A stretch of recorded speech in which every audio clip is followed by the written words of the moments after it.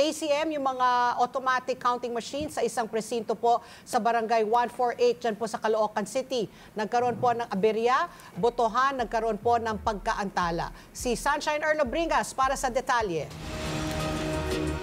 Umaga, Ali, nagkaroon ng bahagya ng pagkaantala ang botohan sa isang barangay. Sa pagtupong automated counting machine.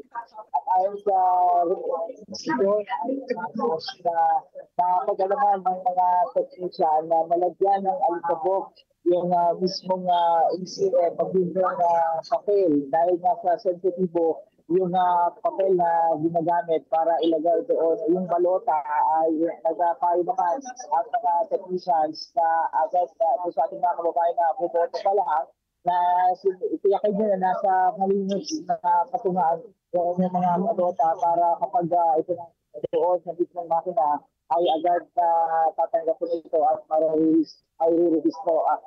So far, dito sa ilang eskwelahan sa Caloocan City na nanatili na maayos ang sitwasyon. Kalibang lang doon sa reported nga dyan sa may bahagi ng Barangay 148, Cluster 58 precinct na naglupong ACM. Nanatili nakapantay ang mga tauhan ng Philippine National Police, mga barangay officials at mga volunteers from ilang organizations na nagpapantay sa mga presinto para matiyak na nasa maayos ang seguridad at nasa maayos yung pagboto ng ating pagkakabayan. Dito naman sa ating bahagi na kilalalagyan sa Manuel Luis Quezon Elementary School sa bahagi pa rin.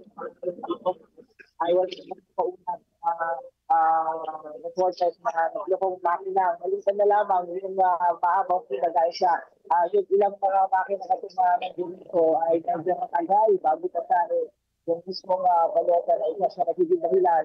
Kaya medyo nagkakaroon ng paghaba ng pila. So far ay maayos, smooth ang mismong eleksyon dito sa Caloocan. Maliban na nga lang sa mga naglukong mga ACM na agad na mag-naisayos ng mga technician na itinalagaan ng Comelec. Yung mga litas, Erlo Bringas para sa matanang halalan, matatag, matapang, matatag.